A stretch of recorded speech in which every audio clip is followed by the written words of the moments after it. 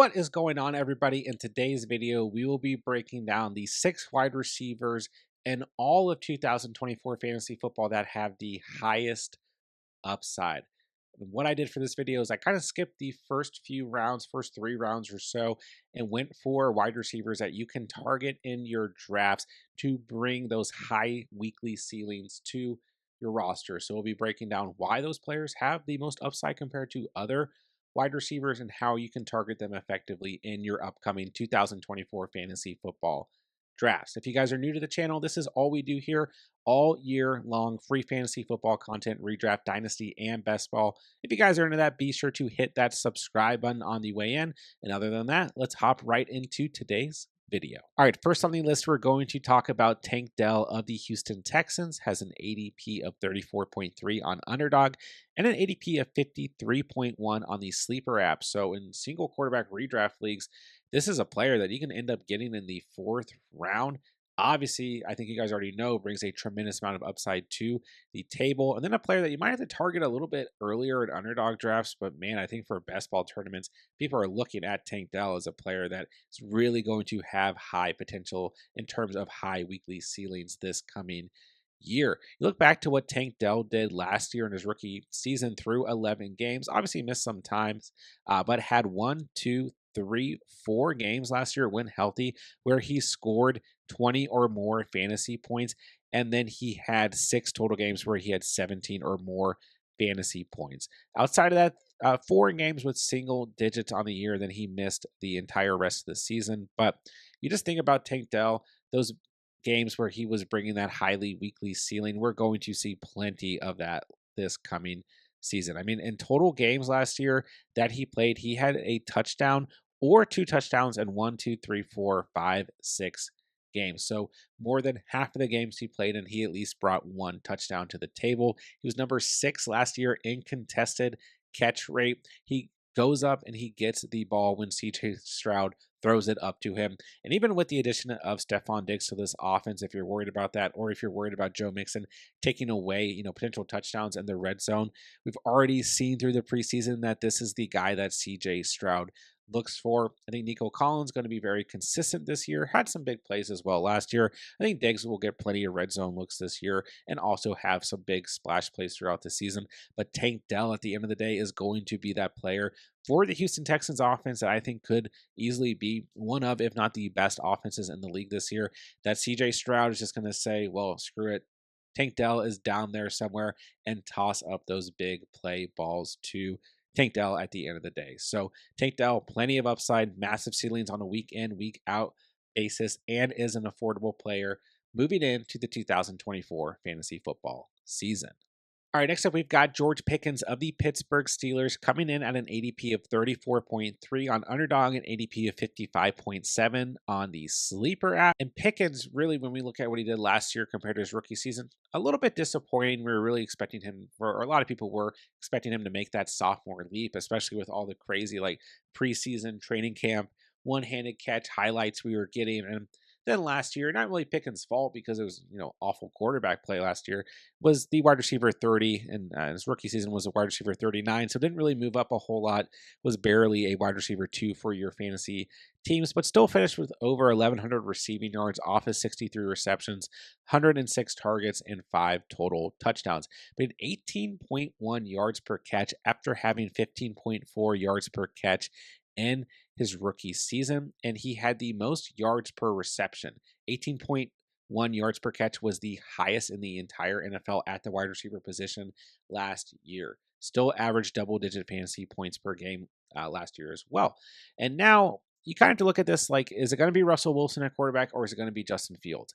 Either way, George Pickens still has that big play capability, still has a massive ceiling on a week in, week out basis. Justin Fields can support a wide receiver like DJ Moore, like we saw last year, and Russell Wilson can support a wide receiver like Cortland Sutton, who we saw have a very successful year, especially in the red zone and with those kind of just throw it up there, get the ball to him type of plays. So really, regardless of if it's Fields at quarterback or Russell Wilson at quarterback, I'm not too concerned here. George Pickens is a player that you can draft at a pretty affordable rate, especially in redraft formats right now. Get him in the fourth round. Every now and then you might see him fall to the fifth round. And then even on Underdog, where his ADP is 34.3, which for the most part will put him in the third round, you still kind of see some people pass on him. And I think, once again, every player on this list is a great selection for best ball formats because they should theoretically have that high ceiling. So Pickens, some people are kind of looking at it like, Pittsburgh Steelers offense, weird quarterback situation, but I think he has a tremendous amount of upside. And once again, is going at a decent enough ADP that it's not going to destroy your roster if you take a chance on him moving into the coming fantasy season. We had to mention a Kansas City Chiefs wide receiver on today's list. So Xavier Worthy makes the cut. ADP of 62.3 on Underdog, ADP of 76.3 on the Sleeper app.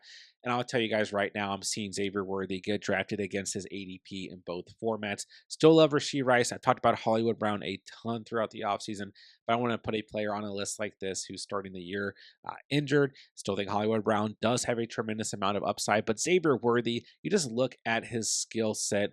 You look at what we've seen already throughout the preseason and training camp, the chemistry that we're already hearing a lot of buzz about with Patrick Mahomes, the connection that we're seeing in highlight reels in training camp from him and Patrick Mahomes, how Andy Reid is going to use Xavier Worthy and this skill set, the fastest player at the wide receiver position in this draft class. We're going to see Xavier Worthy light it up. And listen, he might have some weeks where he gets you 8 points, 7 points. But I guarantee you, as long as he's healthy, he's going to have weeks where he scores 20 or more fantasy points in his rookie season. I think if he stays healthy, you're going to see a very similar season for Xavier Worthy this year in terms of what we saw for Tank Dell last year. Good chemistry with the quarterback. As long as he's able to stay on the field, plenty of outings where he scores over 20 fantasy points, but he is going to have some weeks where you're kind of like disappointed he doesn't completely get in the mix. But there's a lot of mouths to feed in this offense, especially when Hollywood Brown comes back. But that ceiling for Xavier Worthy, I think, is going to be at a high rate, 20 plus points easily. This offense is going to be great this year. They're going to throw the football a ton. Xavier Worthy, I don't think I have to make a huge argument here. Definitely one of the wide receivers in fantasy football drafts right now who has some of the highest upside overall. Do not forget that I am still running several streams throughout the week where I am hopping into real 2024 fantasy football drafts on Underdog Fantasy. If you guys don't want to wait any longer to draft 2024 fantasy football teams, you don't have to. Underdog has all kinds of different unique contests that you guys can enter, including their flagship Best Ball Mania, where somebody is going to win up to $1.5 million. This is the best way to prepare for the upcoming fantasy football season. These are the sharpest drafts throughout the offseason. Plus, Underdog already has week one NFL pick'ems out where you guys can play in their new streaks format and win up to 1000x your money. Promo code the catch, the link is down below as well. Get you a first time 50% deposit match up to $250 plus a mystery pick'em that you guys can use towards that streaks up to 1000x your money. Promo code the catch. Don't forget, when you sign up, we'll get you that first time 50% deposit match on Underdog Fantasy. All right, next up is Christian Watson of the Green Bay Packers. Once again, I feel like a guy like Watson has to make the list. ADP of 70.1 on Underdog, ADP of 101.5 on the Sleeper app. Listen, of course, when there are players like this with a lot of upside, for whatever reason, they get associated a lot of the times with injury as well. And we know that's what Christian Watson is, right? We know that his problem is actually staying on the field and being fully healthy. But when he did last year, he had a ceiling of 27.6 fantasy points. In his rookie season, when he did and was finally in a role with that offense, he had a ceiling of 32.7 fantasy points. Don't forget that stretch in his rookie season between weeks 10 and 13, where he scored 7 receiving touchdowns. You look back to last year when he was once again fully healthy, in the mix of things, rolling with the Green Bay Packers offense. He had a total of 4 touchdowns between weeks 11 and week 13. So we know what Watson brings to the table. The ceiling is massively high. We've seen that 2 years in a row. The problem is, can he stay fully healthy? And now I think the problem for some fantasy managers is like, well, you got Jaden Reed, You got Romeo Dobbs. You got Dontavion Wicks. And then now you got Josh Jacobs on this offense who's going to be able to score when they're in the red zone, going to bring a different type of rushing attack to this team. And then you got two good tight ends, good two young tight ends, and Luke Musgrave and Tucker Kraft. But I think all of that helps the Packers offense being one of the best passing attacks and one of the best overall offenses in the entire league this year. And that's going to help there be less defensive pressure on Christian Watson. It's going to let Matt LaFleur use Christian Watson how he wants to in this offense, maybe limit him if they need to as well. Watson just has so much upside, and we've seen it 2 years in a row. At his ADP, there's no reason to not take Watson. I mean, in single quarterback redraft leagues right now, you can end up drafting Watson, depending on your build, as a wide receiver 5 or 6. It's just like the risk is totally worth it. And in the right underdog builds, you can do the same, or at the very least, take him as a wide receiver 4. Way too much upside. This offense is going to pass the ball a ton this year. They're going to be very, very good through the air and probably on the ground as well. So I think they're actually pretty similar in terms of build to the Kansas City Chiefs, who we just talked about. So love everything about Watson at his ADP. And I don't think I really need to overstate the upside that he brings to the table. It just comes down to, do you trust him to stay healthy or not? But I'll say this much: even if he stays healthy half the year, especially in best ball formats, if you took Christian Watson, I don't think you are going to regret it. All right, fifth player on the list is Jameson Williams of the Detroit Lions. ADP of 82.2 on Underdog, ADP of 111.6 on the Sleeper app. This is a player going into his third season who we know was drafted for that big play capability. When you look back and look at what he did in Alabama, just once again has struggled to stay on the field, whether it's been injuries, or whether it's been suspensions, or a mix of both. But you look back to the playoffs last year, you really saw Jameson Williams start to step up as a wide receiver 2 for this team, really build good chemistry with quarterback Jared Goff. We saw Jameson Williams score twice in the NFC Championship game, one on the ground, one through the air, against a good defense.